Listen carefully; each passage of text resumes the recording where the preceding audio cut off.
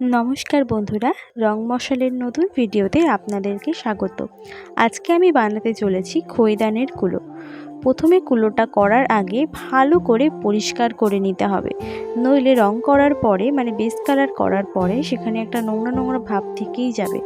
আর base colour করার আগে কালারটা যাতে ঠিকঠাকভাবে ছড়িয়ে যেতে পারে সেই জন্য একটু জল দিয়ে পুরোটাই লেপে দিতে হবে।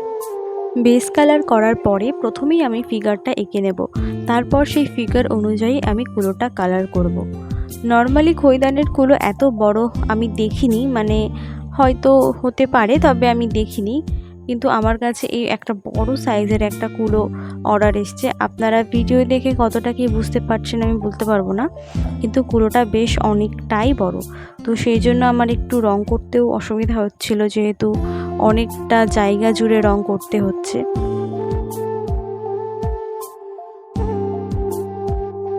যতবারই আমি এই ধরনের কোনো ফাইন আর্টসের অর্ডার পাই ততবারই আমার মধ্যে একটা আক্ষেপ কাজ করে।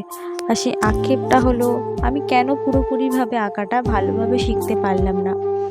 আমি খুব বেশি সময় ধরে ফাইন আর্টসের টিচারের কাছে আঁকা শিখিনি।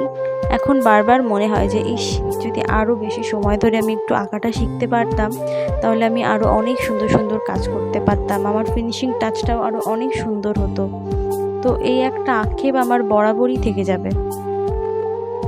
তবুও আমি সবসময় চেষ্টা করি আমি যতটুকু পারি ততটুকু দিয়ে আমার পুরো 100% দিয়ে কাজটা শেষ করার।